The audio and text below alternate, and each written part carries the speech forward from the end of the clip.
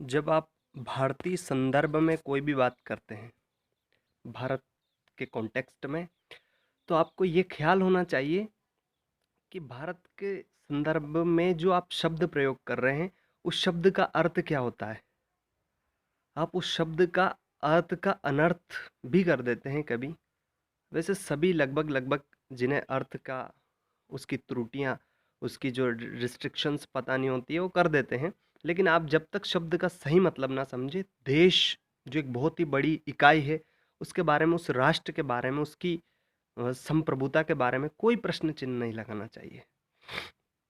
तो जैसे कि एकता, आपने एकता शब्द सुना होगा, यूनिटी। तो आप कहते हैं कि भारत देश की एक विशेषता है विविधता में एकता।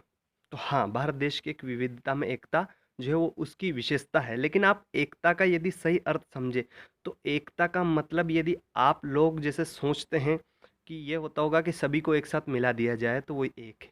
नो, लाल बहादुर शास्त्री जी ने कहा था कि एकता का मतलब ये नहीं होता है कि आप ईंट और गारे को मिलाकर यदि दीवार खड़ी कर दे और कहे कि ये एक है, यानी कि इस प्रकार से लोगों को मिलाकर यदि खड़ा करे तो ये एकता है।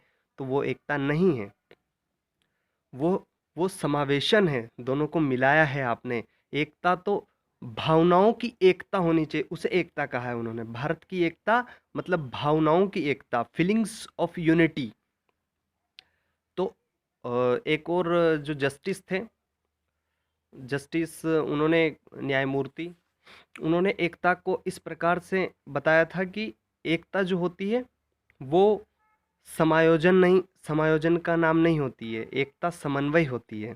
उसी तरीके से मैं आपको कुछ एकता के बारे में थोड़ा डिफाइन कर देता हूँ सही तरीके से कि एकता शब्द जब आप प्रयोग करते हैं तो उसका मतलब सिर्फ आप लोगों को एक साथ मिला कर के एक उद्देश्य को प्राप्त करने के लिए जो साथ कर कार्य कर रहा है संगठन, वो एक, उसे एक नहीं कहेंगे हम। वो सांगठनिक इकाई को हम एकता के भाव में नहीं रख सकते हैं, जो देश के कॉन्टेक्स्ट में प्रयोग करते हैं। अगर देश के कॉन्टेक्स्ट में आप प्रयोग कर रहे हैं तो उस एकता को हम इस प्रकार से प्रयोग करेंगे कि एकता का मतलब आपकी संस्कृति और मेरी संस्कृति दोनों को उपस्थित रखा जाए, दोनों का सम्मान पूरा पूरा किया जाए, दोनों का सांस्कृतिक प्रोविडेंस जो है, सांस्कृतिक उनकी उपलब्धियां हैं, उनको साथ रखा जाए।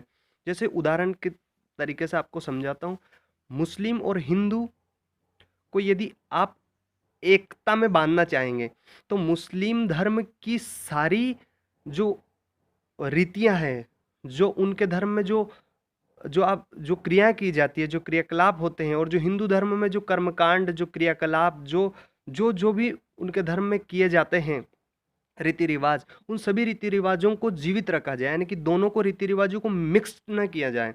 उनके रीति रिवाज भी जीवित रहे, आपके रीति रिवाज भी जीवित रहे, और दोनों धर्म के रीति रिवाज जीवित रहते हो, दोनों साथ रहे। यानी कि वो ईद भी मनाएंगे दोनों, और दोनों दीपावली भी मनाएंगे, उसे बोलते हैं एकता। ना कि सिर्फ हम तो सब ईद ही मनवाएंगे, दीपावली मनाने वालों को भी मारेंगे, तो वो एकता नहीं है। यदि वो कहेंगे कि नहीं, सबको हिंदू बनाएंगे, तो वो भी एकता नहीं है। वो तो आपने समायोजन कर दिया, उनको भी आपके धर्म में मिला लिया, तो ये एकता नहीं है। ये तो एकता पर कुठाराघात है, ये एकता पर प्रहार है। और एकता भारत देश की मूल संरचना है। संविधान का सबसे मूल पार्ट जो है वो एकता और अखंडता है। और अखंडता भूमि से जुड़ी होती है, एकता भावनाओं से जुड़ी होती है। इसलिए मैंने अभी अखंडता का आपको अर्थ नहीं बताया। अखंडता को आप समझते हैं कि देश के जो टुकड़े होते हैं उनको इस प्रकार से जोड़ा जाए कि उनको कोई विभाजित नहीं कर पाए, कोई विधि, कोई कानून, कोई संविधान उनको अलग नहीं कर सकता। ये अखंडता संविधान के मूल ढांचे में जोड़ा गया है।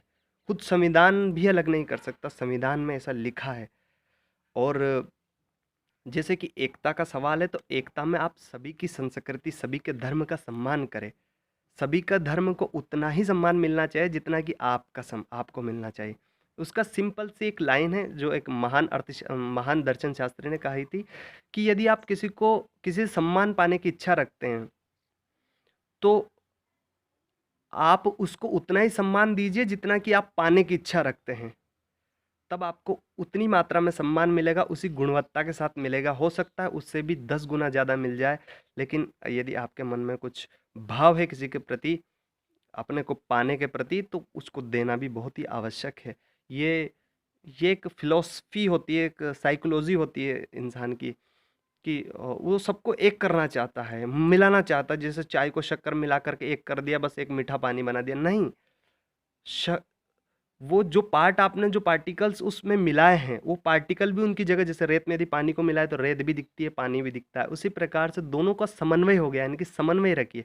कंपोजिट संस्कृति भारत देश की सबसे सबसे महत्वपूर्ण विशेषता ये है। एकता वो है जो दोनों की संस्कृतियों को, दोनों की सामाजिक स्थितियों को, दोनों के न्याय सिद्धांतों को, मतलब दोनों धर्मों को, चारों धर्मों को, 10 धर्मों को, 50 धर्मों को, जितने धर्म है, जितनी समाजें हैं, जितने मूलवंश है, जितने प्रजातियां हैं, उन सब की रीतियों को, उन सब की क्रियाकलाप गतिविधियों को एक साथ जीवित रखते हुए समन्वय किया जाए, एक साथ रखते हुए सबका सम्मान करते हुए चला जाए। जो भी उद्देश्य, जिस भी उद्देश्य, जिस भी लक्ष्य को